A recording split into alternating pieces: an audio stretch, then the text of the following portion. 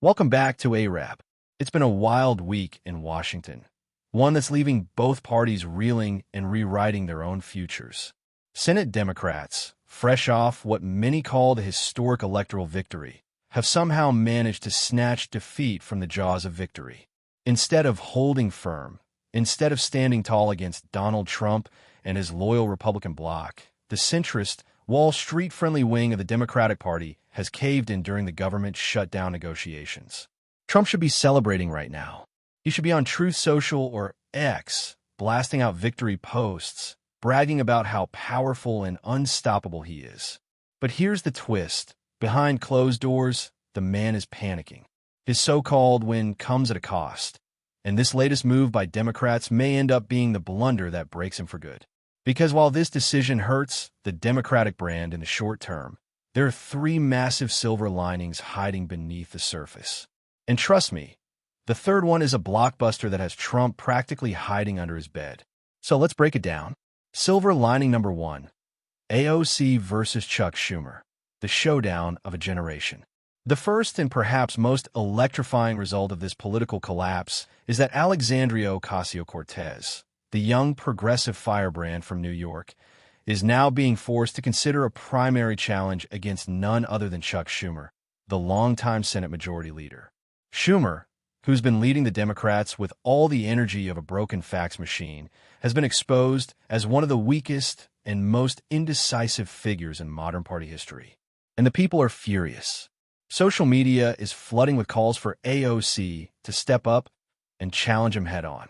During the shutdown, AOC kept her cards close to her chest, dodging direct questions about whether she'd run against Schumer. But after Sunday's collapse, her patience snapped. In a viral post, she reminded everyone why people trust her voice more than the entire Democratic leadership combined.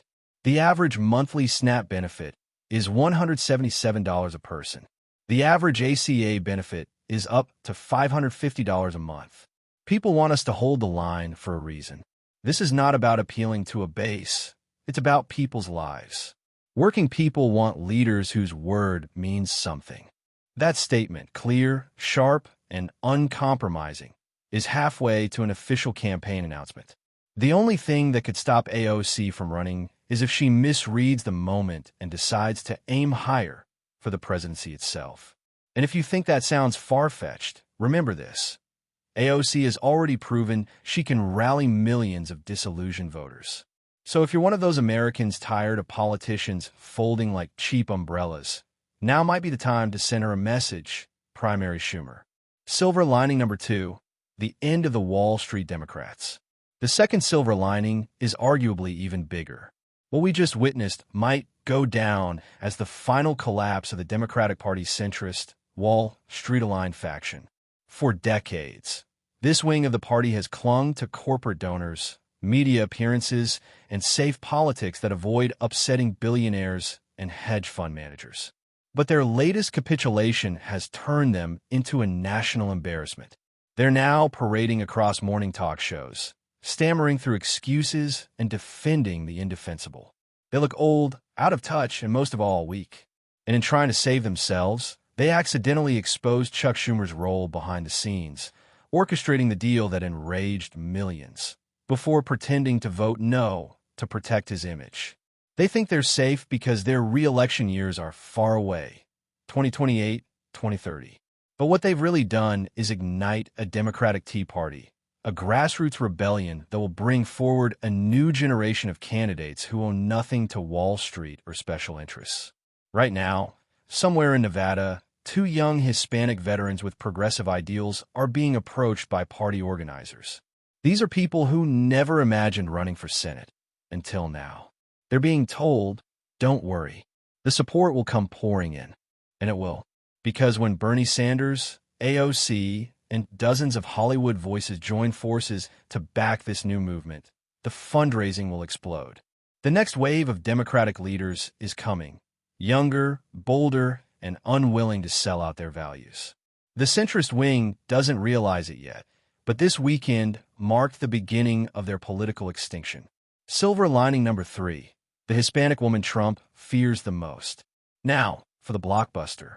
The moment that's got Trump trembling in private.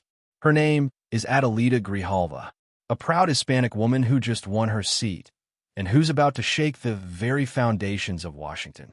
Speaker of the House Mike Johnson had a plan: delay Grijalva's swearing-in until December 2nd. Why? Because he was banking on a special election in Tennessee to send a Republican who would cancel out her vote, the vote that could release the Epstein files. But thanks to the Democrats' recent decision to reopen the government, Johnson's delay game just imploded. Now he's forced to swear her in, as promised. And that means the long-awaited discharge petition to make the Epstein files public will finally hit the floor. This isn't just about political theater.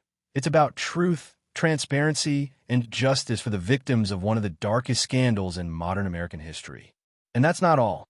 The ripple effect of this moment could energize voters across the country, especially in Tennessee's 7th District, where a rising progressive star named Afton Bain is gaining momentum. If you're furious about the Democratic leadership's cowardice, this is your chance to channel that anger into something concrete. You don't have to live in Tennessee to phone bank, donate, or organize. This could be the official launch of the Democratic Tea Party, a grassroots wave determined to rebuild the party from the ground up. So yes, the Democrats fumbled. Yes, the centrists sold out again. But in doing so, they may have accidentally set fire to the old order and made room for something far greater. AOC versus Schumer. The death of the corporate Democrats. The rise of Hispanic progressives ready to drag Washington into a new era.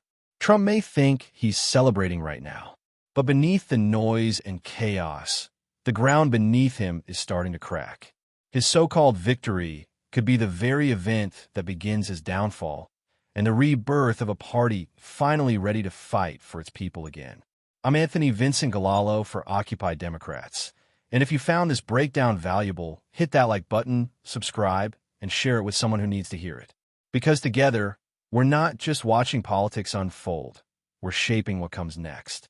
And remember, this is ARAB, where we dig past the headlines and show you the truth they don't want you to see.